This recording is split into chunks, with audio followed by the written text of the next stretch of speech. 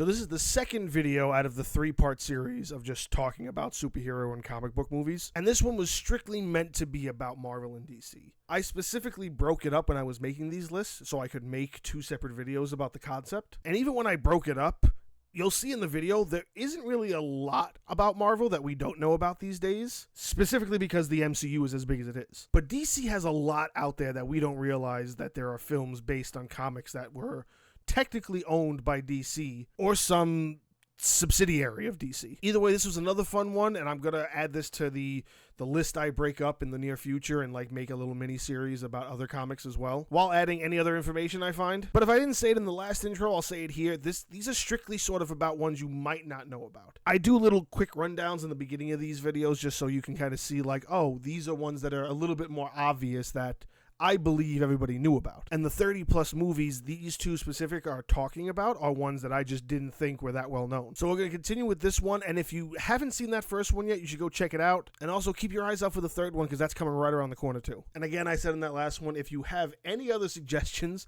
for movies that might be based on comics, I'd love to hear them down in the comments. So don't be afraid to tell me any of them, because I really am looking forward to hearing more about things that I might not have known about. I think somebody once in the comments pointed out the movie Marry Me. They told me that was a comic, which blew my mind. So yeah, I'd love to hear more of them if you have them. Otherwise, I hope you enjoy this video. If you got the chance to see the last video I did before this one, you'll know that I mentioned I would be doing a follow-up video. If you haven't checked that video out, you really should. And if you were waiting to see the films I left out, thanks for coming back for the sequel. Now, as you can tell, this collection is less than half of what the last one discussed. But the point of the first video was to show how other comic book publishers have had success turning their stories into films. And the market isn't just owned by the 2 biggest names, being Marvel and DC. This next collection I'm about to share is to truly show how deep the roots of both Marvel and DC can stretch throughout not only the comic world, but also the film world. I have for you today 11 films based on comics owned by Marvel or DC, and it might surprise you. So I put this list together following 3 basic rules. Rule number 1, of course, there's no year restriction. Rule number 2, as in the last video, the comic must have existed before the movie. And rule number 3, whether or not the film or comic was owned directly by Marvel or DC, or by an affiliate company under them. Some comics may be owned by them now, some might have been owned by them when the film was released. Either way, the film would be part of either the Marvel or DC history, so it deserves to be mentioned. Also, before I started the last list, I did mention a few you should have known by now, and I have a few more that I just want to get through really quick. Warrior Nun, The Walking Dead, just the main series, not any of the other series that they're kind of coming out with. I'm a huge fan of that comic, and the original show is the only one that sort of sticks to it.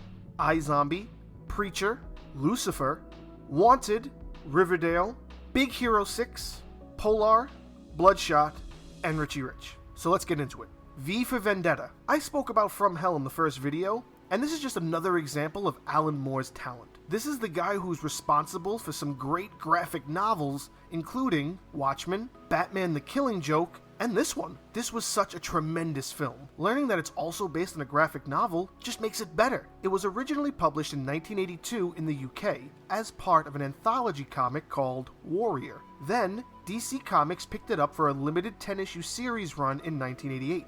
3 books in total were released to tell the story that year. A collector's edition of all of it was released in 2005, the same year as the film. Now this one, despite some reviews, I actually enjoyed. The League of Extraordinary Gentlemen. Another interesting story which was co-created by Alan Moore and only lasted a short run of 2 6-issue comic volumes and a graphic novel in 1999. Its rights were owned by Wildstorm Comics, but the studio was sold to DC Comics, giving them the licensing. A film adaptation was released in 2003 of the same name, and it starred the likes of Peter Wilson, Shane West, and the late Sean Connery. Its niche is that it's a collaboration of famous characters in literature, such as Captain Nemo, Tom Sawyer, The Invisible Man, and Dorian Gray. In the comics, there's apparently an issue with Thomas Edison as well. I've never read them, but they sound fun. Here's a random one. The Spirit. The film is from 2008, but the comic backstory trails as far back as the 1940s. Originally, it was a comic strip in newspapers. In the 60s, Kitchen Sink Press picked it up and started releasing it in color as actual comic books. And they held most of the printing history through to the 90s. By 2005, DC got their hand on the character and first started implementing him in crossover comics with Batman. Yeah, Batman. How random is that? The Spirit appeared in DC Comics with other superheroes, as well as having his own standalone run up until 2011. In 2013, IDW Publishing issued a 4-part miniseries, and as of 2015, the license is owned by Dynamite Entertainment. The credit does go to DC though, because it was while they were making comics for the character that the film came out. The publishing history for this one is all over the place, and although the film version was written and directed by Frank Miller, I haven't seen it, but maybe it's good. Okay, let's start throwing some random ones in here. Road to Perdition, another title on the list of graphic novel turned film.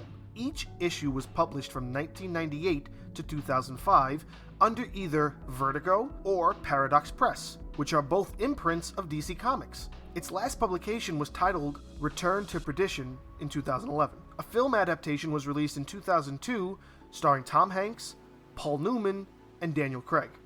Now, not only do I love this next film, but I also love the graphic novel even more so.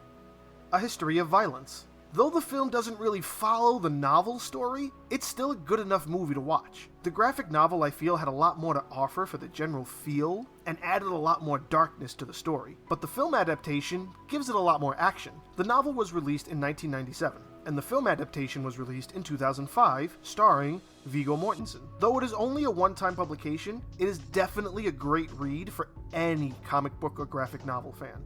Fun fact, the film is apparently the last major movie Hollywood ever released on VHS. Damn, that makes me feel old. Let's keep it going with Jonah Hex. DC has a whole bunch of Western heroes under their belt, and this is just one of them. Originally, he debuted as part of an all-star Western in-house ad in 1971, but was given his own series in 1977. This film might have slipped under some people's radar. That's fine. It was released in 2010 with Josh Brolin portraying the main character. How about that? Josh Brolin has been involved in more comic book movies than I think Chris Evans has. The character of Jonah Hex has made many appearances in other comics such as Batman, Hawkman, and Superboy. Okay, so this one is extremely random. American Splendor. I've never seen this film. I've never even heard of it. And I'm a big Paul Giamatti fan. I know it's a comedy drama story set in the 1950s, but surprisingly enough, it's based on a comic that dates back to the 1970s.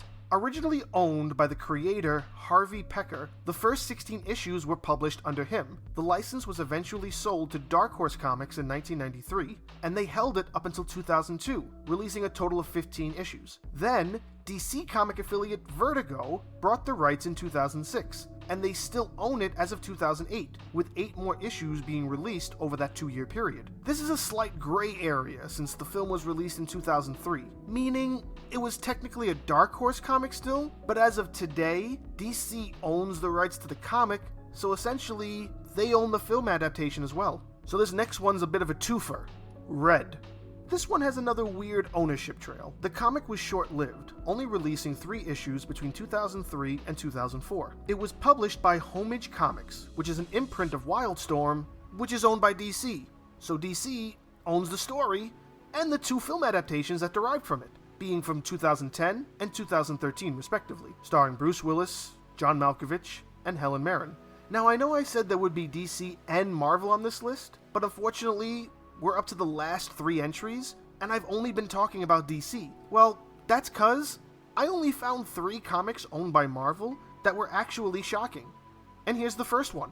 Men in Black. Let's dive into this really quick. The first film was released in 1997. It's part of a quadology, with the most recent sequel coming out in 2019. It also had a short-lived animated series, and funny enough, all of this derives from a very short-lived comic. There were only 6 issues of the comic released over the course of 1 year. The first issues were released under Aircel Comics in 1990. In 91, Malibu Comics acquired Aircel Comics and released another 3 issues. And that's it. In 1994, Marvel purchased Malibu Comics, so they owned all of the property, and all of the films and anything else affiliated with Men in Black is owned by Marvel. Now, how come Marvel hasn't used them in the overall universe? I think it'd be pretty dope to see Men in Black instead of, say, S.H.I.E.L.D. or S.W.O.R.D. Maybe that's just me, but what do you think? Leave a comment down below and let me know. And we're down to the last two, and I'm going to do both of them together because, well, they belong together. Conan the Barbarian and Red Sonja. So yeah, Conan the Barbarian is technically a Marvel comic. Originally appearing in magazines between the 1920s and 1960s, the tales of Conan spread across various publications. In the 1970s, Marvel bought up the licensing and began publishing full comic book issues of the character. The first film was released in 1982, and the sequel 2 years later, both starring Arnold Schwarzenegger.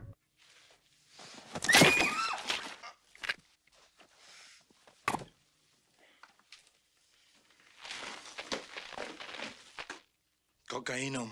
Red Sonja first appeared in the Conan comic issue 23, and she became so popular, she received her own comic in 1973 and had her own film in 1985. Marvel owned the rights to Conan up until 2003, when it was sold to Dark Horse. But in 2018, Marvel bought back the rights. The last issue of Red Sonja was published in 1986 under Marvel, and in 2005, it became part of Dynamite Entertainment, adding to their catalog of character adaptations from other media, such as Army of Darkness, Terminator, and RoboCop.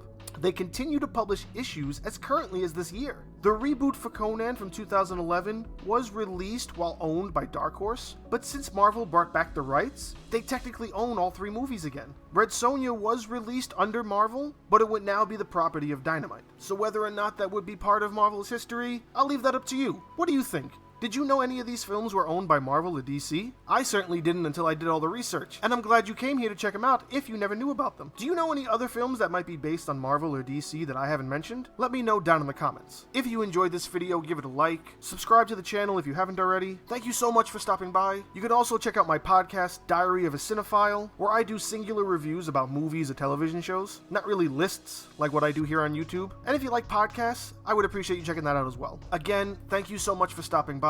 Keep your eyes peeled for the next one. My name is Jesse, and if Flix could talk, here's what they would say.